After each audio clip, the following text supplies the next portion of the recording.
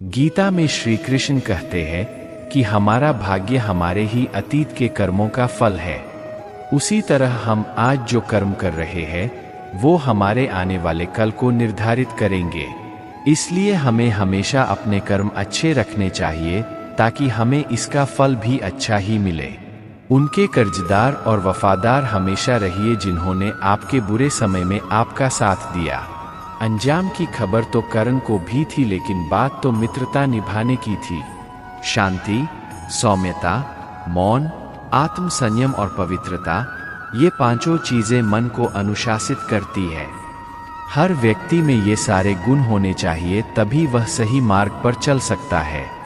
गीता में कहा गया है कि आप किसी का भाग्य नहीं बदल सकते, लेकिन अच्छी प्रेरणा देकर उसका मार्गदर्शन तो कर ही सकते हैं। जीवन में कभी मौका मिले तो सारथी बनना, स्वार्थी नहीं। अहंकार मनुष्य से वह सब करवाता है जो अंत में उसी के विनाश का कारण बनता है। इसलिए मनुष्य को जितनी जल्दी हो सके अपना अहंकार त्याग देना चाहिए। कर्म वो फसल है जिसे इंसान को हर हाल में खुद काटना ही पड़ता है। इसलिए हमेशा अच्छे बीज बोए ताकि फसल अच्छी हो। हर इंसान में कुछ ना कुछ प्रतिभा होती है, लेकिन अक्सर इसे लोग दूसरों के जैसा बनने में नष्ट कर देते हैं। गीता में श्री कृष्ण का कहना है कि जो व्यक्ति स्पष्ट और सीधी बात करता है उसकी वाणी कठोर जरूर होती है, लेकिन वह कभी किसी के साथ छल नहीं करता। गीता में लिखा है, सोच अच्छी रखो तो लोग अपने आप अच्छे लगने लगेंगे। नियत अच्छी रखो, काम अपने आप ठीक होने लगेंगे। कि जीवन के ये 3 मंत्र हर किसी को याद रखने चाहिए।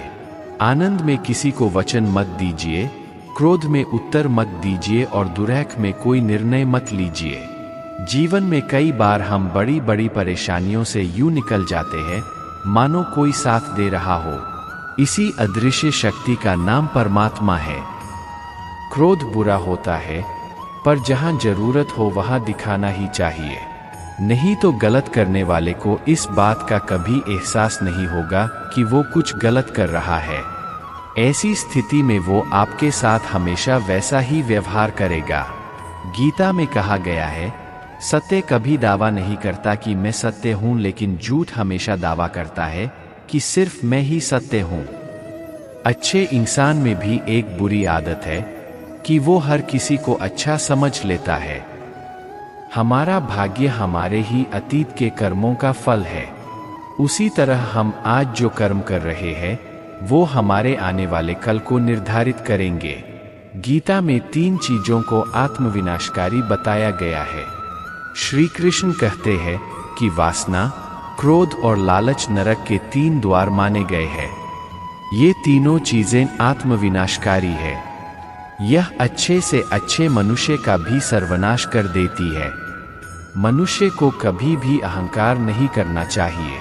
अहंकार मनुष्य से वह सब करवाता है जो उसके लिए सही नहीं है। अंत में यह अहंकार ही उसके विनाश का कारण बनता है। इसलिए जीवन में जितना जल्दी हो सके अपना अहंकार त्याग दे। परिवर्तन ही संसार का नियम है। श्री कृष्ण कहते हैं कि जो हुआ अच्छा हुआ, जो हो रहा है वह अच्छा हो रहा है, जो होगा वह भी अच्छा ही होगा। तुम्हारा क्या गया जो तुम रोते हो? तुम क्या लाए थे जो तुमने खो दिया? तुमने क्या पैदा किया था जो नष्ट हो गया? तुमने जो लिया यहीं से लिया, जो दिया यहीं पर दिया। जो आज तुम्हारा है कल किसी और का था, परसों किसी और का हो जाएगा। गीता के अनुसार मनुष्य को अपने दिमाग पर पूरा नियंत्रण रखना चाहिए। यदि हम इसे नियंत्रित नहीं करते हैं तो हमारा अपना दिमाग एक दुश्मन की तरह काम करता है। न यह शरीर तुम्हारा है, न तुम इस शरीर के हो। यह शरीर अग्नि, जल, वायु, पृथ्वी और आकाश से बना है और अंत में इसी में मिल जाएगा, परंतु आत्मा स्थिर है। फिर तुम क्या हो? भगवान कहते हैं कि हे मनुष्य, तुम अपने आप को भगवान को अर्पित कर दो। यह सबसे उत्तम सहारा है। जो इसके सहारे को जानता है वह भय, चिंता और शोक से हमेशा के लिए मुक्त हो जाता है। श्री कृष्ण कहते हैं कि क्रोध तब पुण्य बन जाता है जब वह धर्म और मर्यादा के लिए किया जाए, और सहनशीलता तब पाप बन जाती है जब वह धर्म और मर्यादा को बचा न पाए। मनुष्य नहीं उसके कर्म अच्छे या बुरे होते हैं, और जैसे मनुष्य के कर्म होते हैं उसे वैसे ही फल की प्राप्ति होती है। दूसरे के कर्तव्य का पालन करने से भय होता है, और स्वधर्म में मरना भी बेहतर होता है। अर्थात हमें दूसरे का अनुसरण या नकल करने की बजाय स्वधर्म को पहचानना चाहिए। दूसरों का अनुसरण करने से मन में भय उत्पन्न होता है। श्री कृष्ण के अनुसार डर हटाने का एक ही उपाय है, और वो है अपना स्वधर्म पहचानना और उसमें जीना। गौर से समझो कि तुम्हें जो चाहिए वो क्या है, और उसकी प्राप्ति में पूरी जान लगा। दो ही धर्म है। श्री कृष्ण कहते हैं, शरीर नश्वर है पर आत्मा अमर है। यह तथ्य जानने पर भी व्यक्ति अपने इस नश्वर शरीर पर घमंड करता है, जो कि बेकार है। शरीर पर घमंड करने की बजाय मनुष्य को सत्य स्वीकार करना चाहिए। आप खुश हैं या दुखी, यह दोनों आपके विचारों पर निर्भर है। अगर आप प्रसन्न रहना चाहते हैं तो आप हर हाल में प्रसन्न ही रहेंगे। अगर आप नकारात्मक विचार लाते हैं तो आप दुखी ही होंगे।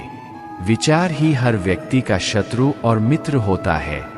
किसी के साथ चलने से ना तो कोई खुशी मिलती है और ना ही लक्ष्य। इसलिए मनुष्य को सदैव अपने कर्मों पर विश्वास करते हुए अकेले चलते रहना चाहिए।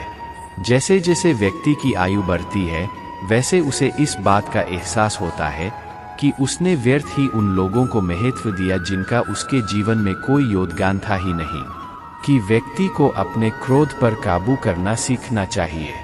क्रोध आने पर व्यक्ति खुद पर नियंत्रण खो बैठता है और आवेश में आकर गलत काम कर बैठता है। क्रोध में लिए गए फैसले अक्सर गलत होते हैं, जिससे व्यक्ति आगे चलकर पछताता है।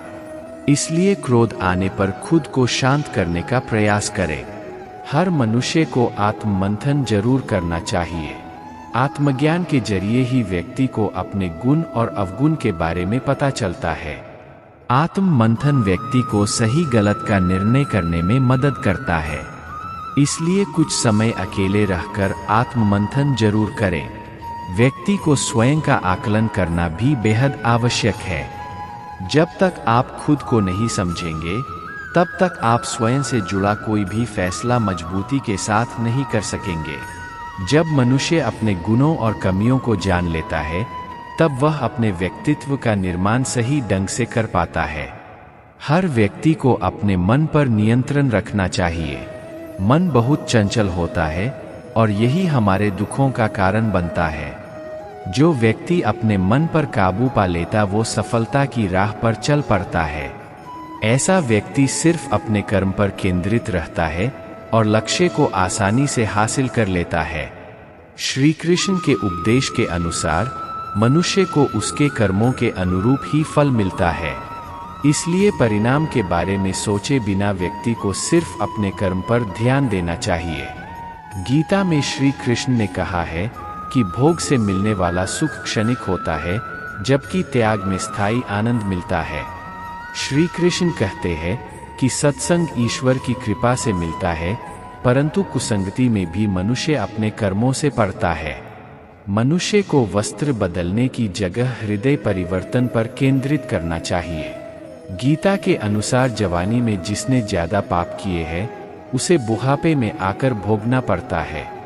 श्रीमद् भागवत गीता के अनुसार आनंद हमेशा मनुष्य के भीतर ही होता है, परंतु मनुष्य उसे बाहरी सुखों में ढूंढता है। भगवान की उपासना केवल शरीर से ही नहीं बल्कि पूरे मन से करनी चाहिए। भगवान का वंदन उन्हें प्रेम बंधन में बांधता है। मनुष्य अपनी वासना की वजह से ही पुनर्जन्म लेता है। मनुष्य अपनी इंद्रियों को अगर अधीन में कर ले तो उसके जीवन में कभी विकार और परेशानियां नहीं आती है। संयम, सदाचार, स्नेह और सेवा जैसे गुण मनुष्य में कभी भी सत्संग के बिना नहीं आते हैं। मनुष्य को स्वयं को ईश्वर में लीन कर देना चाहिए। ईश्वर के सिवाय मनुष्य का कोई नहीं होता है। इसके साथ ही यह मानकर कर्म करना चाहिए कि वह भी किसी का नहीं है। अहिंसा परम धर्म है, परंतु धर्म के लिए की गई हिंसा यथावत धर्म है। कभी भी अपने कर्मों पर संदेह नहीं करना चाहिए। ऐसा करने से व्यक्ति खुद का सर्वनाश कर बैठता है। इसलिए सफलता प्राप्त करना चाहते हैं तो जो भी कार्य करें उसे पूरे विश्वास के साथ बिना किसी संदेह के पूरा करें, तभी आप सफलता के पथ पर आगे बढ़ेंगे। श्रीमद् भागवत गीता के अनुसार हमें कोई भी कर्म फल की इच्छा के बिना ही करना चाहिए। अगर किसी कार्य में सफलता प्राप्त करना चाहते हैं तो सिर्फ और सिर्फ अपने कर्मों पर ही केंद्रित करें। मन में कोई भी अन्य विचार आपको आपके लक्ष्य से भटका सकता है। किसी भी कार्य में सफलता प्राप्त करने के लिए मन पर नियंत्रण रखना बहुत जरूरी है। काम करते वक्त अपने मन को हमेशा शांत और स्थिर रखना चाहिए। क्रोध बुद्धि का नाश करता है और इसकी वजह से बने बनाए काम भी बिगड़ जाते हैं। इसलिए मन को शांत रखने का प्रयास करें। मनुष्य को किसी भी वस्तु के प्रति अत्यधिक लगाव नहीं रखना चाहिए। यह लगाव ही मनुष्य के दुख और असफलता का कारण बनता है। अत्यधिक लगाव से व्यक्ति में क्रोध और दुख का भाव उत्पन्न होता है। इसकी वजह से वह अपने कर्म पर केंद्रित नहीं कर पाता है। इसलिए मनुष्य को अत्यधिक लगाव से बचना चाहिए। श्री कृष्ण के अनुसार किसी भी कार्य में सफलता प्राप्त करने के लिए अपने भीतर छिपे डर को खत्म करना चाहिए। यह सीख देते हुए कृष्ण ने अर्जुन को कहा था कि हे अर्जुन, तुम निडर होकर युद्ध करो। अगर युद्ध में तुम मारे गए तो स्वर्ग मिलेगा और अगर जीत गए तो धरती पर राज मिलेगा। इसलिए अपने मन से डर को खत्म कर दो। नास्ति बुद्धिर्युक्त से न चायुक्त से भावना, न चाभाव्यत शांतिर्शांत से कुत सुखम। इस श्लोक का अर्थ है कि जो व्यक्ति योग से रहित होता है उसमें निर्णय लेने की क्षमता नहीं होती है। उसके मन में कोई भावना नहीं होती है। भावना रहित व्यक्ति को कभी भी शांति नहीं मिलती है। ऐसा अशांत व्यक्ति कभी भी जीवन में सुखी नहीं रहता है। योगस्त कुरु कर्माणि संग त्यक्त्वा धनंजय सिद्धे सिद्ध्यो समो भूत्वा समत्वं योग उच्यते। गीता के इस श्लोक में श्री कृष्ण कहते हैं कि मन से अहंकार निकाले बिना मार्ग में सफलता नहीं मिल सकती है। इसकी निवृत्ति का उपाय है मन का समत्व भाव। समत्व योग से ही निष्काम कर्म किए जा सकते हैं। हर व्यक्ति को योगयुक्त होकर कर्म करना चाहिए। विहाय कामान्य कर्वान पुमांश्चरति निष्प्रिय निर्ममो निरहंकार स शांतिम धिगच्छति। श्री कृष्ण भगवान कहते हैं कि जो मनुष्य सभी इच्छाओं, कामनाओं और ममता को त्याग कर और अहंकार से रहित अपने कर्तव्यों का पालन करता है, उसे अपने कार्यों में सफलता और शांति प्राप्त होती है। ये यथा मां प्रपद्यन्ते तांस्तथैव भजाम्यहम् मम वर्तमानुवर्तन्ते मनुष्या पार्थ सर्वश। गीता के इस श्लोक में श्री कृष्ण कहते हैं कि हे अर्जुन, जो मनुष्य जिस प्रकार मेरा स्मरण करता है मैं उसी के अनुरूप उसे फल देता हूँ। सभी लोग सब प्रकार से मेरे ही मार्ग का अनुसरण करते हैं। कर्मण्येवाधिकारस्ते मा फलेषु कदाचन मा कर्मफल हेतुर्भूर्मा ते संगोस्त्व कर्मणि। गीता के इस श्लोक श्री कृष्ण बताते हैं कि हे अर्जुन, कर्म कर तुम्हारा अधिकार है और फल की चिंता मत करो। कभी भी कर्म से पीछे हटने के विषय में ना सोचो और ना ही इसके परिणाम के बारे में चिंता करो। गीता में श्री कृष्ण कहते हैं, हे अर्जुन, व्यक्ति जो चाहे वो बन सकता है यदि वह विश्वास के साथ अपनी इच्छित वस्तु पर लगातार चिंतन करे। व्यक्ति को स्वयं पर विश्वास होना चाहिए कि उसका प्रयास सही दिशा में है, तभी उसकी सफलता निश्चित है। श्रीमद् भगवद गीता के अनुसार जीत के लिए खुद को प्रेरित करना जरूरी है। श्री कृष्ण कहते हैं कि प्रेरणा का सबसे बड़ा स्रोत आपके अपने विचार है। इसलिए बड़ा सोचें और खुद को जीतने के लिए प्रेरित करें। क्रोध के समय थोड़ा रुक जाएं और गलती के समय थोड़ा झुक जाएं तो दुनिया की सारी समस्याएं हल हो जानेगी। क्रोध और अहंकार, ये दोनों चीजें मनुष्य के विनाश का कारण बनती है। गीता में कहा गया है कि जिन्होंने आपको कष्ट दिया है कष्ट तो उन्हें भी मिलेगा, और यदि आप भाग्यशाली रहे तो ईश्वर आपको यह देखने का अवसर भी देगा।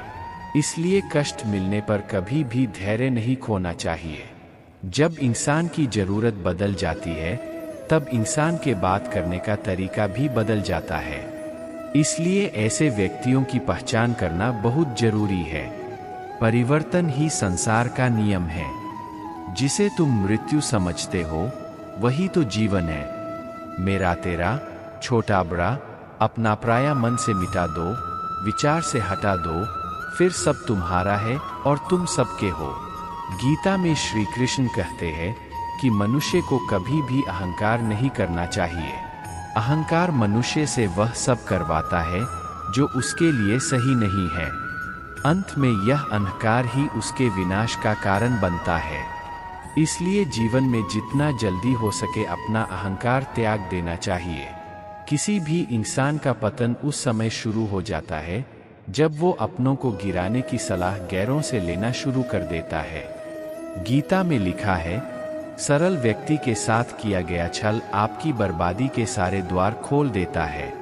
चाहे आप कितने भी बड़ी शतरंज के खिलाड़ी क्यों ना हो, लेकिन सरल व्यक्ति के साथ किए गए छल के परिणाम आपको भुगतने ही पड़ेंगे। इस धरती पर कर्मों की चपेट से न तो कोई बचा है और ना ही बचेगा। जिसने जैसा किया है उसे वैसा भरना ही होगा। आज नहीं तो कल उसके कर्म उसके सामने जरूर आएंगे। किसी का साथ ना मिलने पर कभी भी निराश नहीं होना चाहिए, क्योंकि कोई दे या ना दे, ईश्वर हर मुश्किल घड़ी में साथ देता है। गीता में श्री कृष्ण कहते हैं कि जब अत्याचारों को मुस्कुरा कर सहा जाता है तो उस इंसान का बदला भगवान स्वयं लेते हैं। इसलिए किसी भी परिस्थिति में मुस्कुराना नहीं छोड़ना चाहिए। गीता में श्री कृष्ण ने बुद्धिमान व्यक्ति की पहचान बताई है।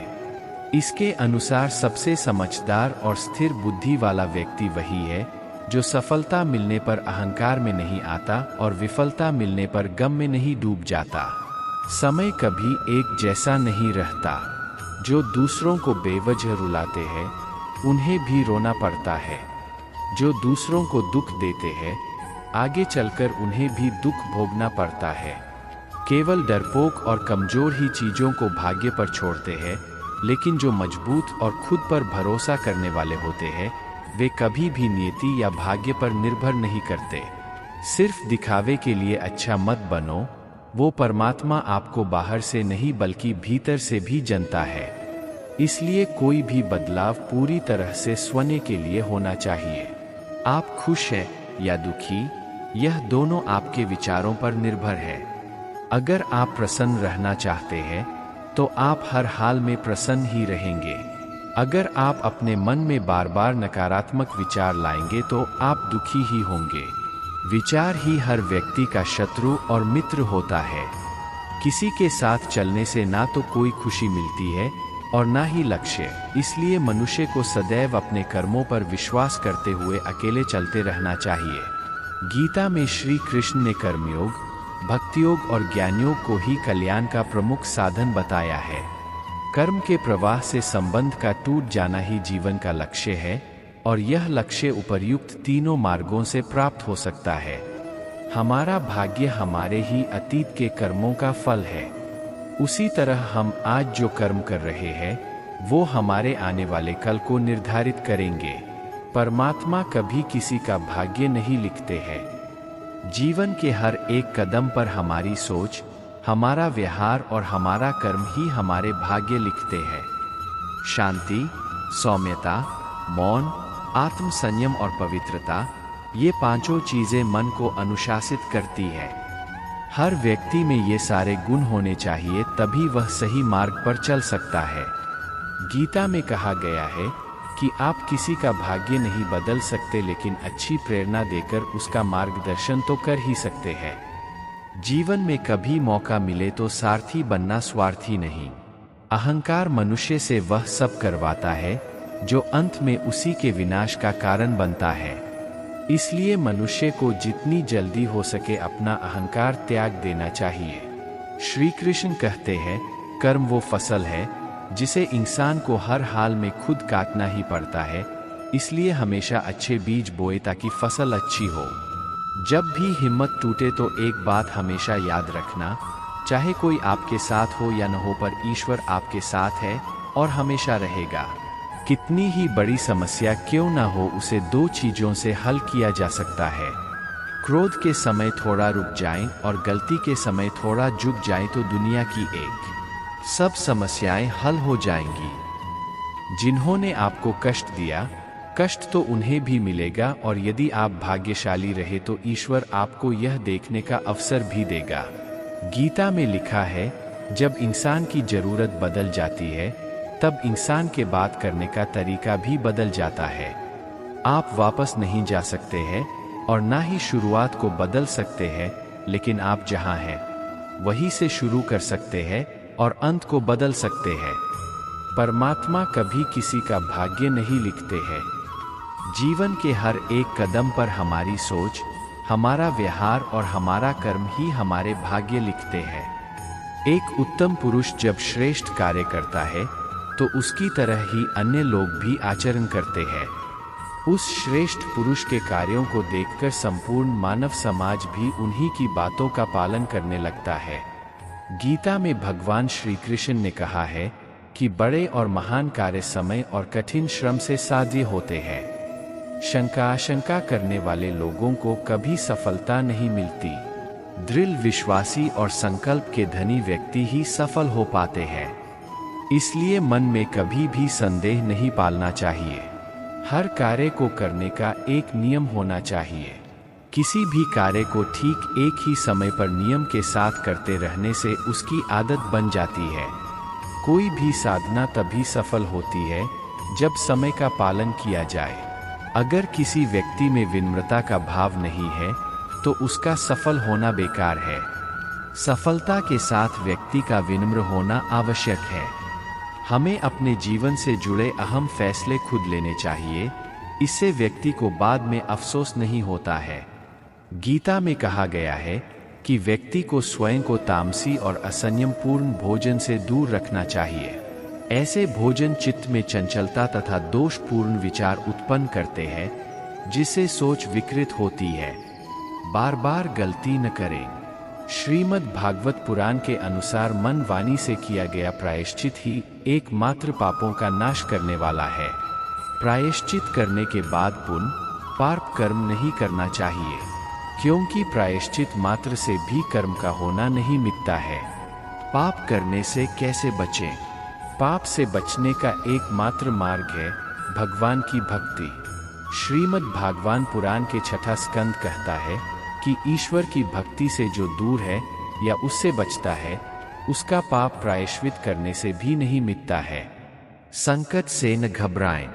आचार्य चाणक्य के बारे में तो सभी जानते हैं। चाणक्य की चाणक्य नीति आज भी लोकप्रिय और प्रासंगिक है। इसका कारण है कि चाणक्य नीति आज की परिस्थितियों को भी हल करने की क्षमता रखती है। चाणक्य ने संकट से बचने के लिए महत्वपूर्ण बात बताई है। अनागत विधाता च प्रत्युत्पन्नमतिस्तथा द्वावेतो सुख में वैते यद विषयो विनश्यति। इस श्लोक का अर्थ है कि जो लोग भविष्य में आने वाले संकटों के प्रति जागरूक रहता है, जिसकी बुद्धि तीक्ष्ण होती है, ऐसा व्यक्ति सुखी रहता है। इसके विपरीत जो भाग्य के भरोसे बैठे रहते हैं, उनका सब कुछ नष्ट हो जाता है। इसका आशय है, ये जो लोग पहले से ही तैयार रहते हैं और संकट आने पर उसका डटकर मुकाबला करते हैं, अपनी बुद्धि से सही निर्णय लेते हैं, ऐसे व्यक्ति बड़ी से बड़ी विपत्ति को भी चुटकियों में परास्त कर देते हैं। संकट के समय क्या करें? धैर्य न खोए। संकट में कभी धैर्य नहीं खोना चाहिए। जो लोग विपत्ति आने पर घबरा जाते हैं या भयभीत हो जाते हैं, वे कभी भी विजय प्राप्त नहीं करते हैं। इसलिए कितना ही खराब समय आ जाए, व्यक्ति को धैर्य नहीं खोना चाहिए। संसाधनों को एकत्र करें। संकट के समय जो भी संसाधन होते हैं, उनको एकत्र कर उनका सही ढंग से प्रयोग करना चाहिए। किसी भी चुनौती का सामना करने के लिए सबसे पहले व्यक्ति को अपने संसाधनों के बारे में पूर्ण ज्ञान होना अति आवश्यक है। धन का लोभ नहीं करना चाहिए। संकट के समय धन का लोभ नहीं करना चाहिए। चाणक्य नीति कहती है कि धन ही संकट के समय सच्चे मित्र की भूमिका निभाता है। इसलिए व्यक्ति को धन का संचय करना चाहिए ताकि संकट की घड़ी में ये आपकी मदद कर सके। जो लोग धन आने पर उसका महत्व नहीं समझते हैं और उसका व्यय करते रहते हैं, वे मुश्किल वक्त में परेशानी उठाते हैं।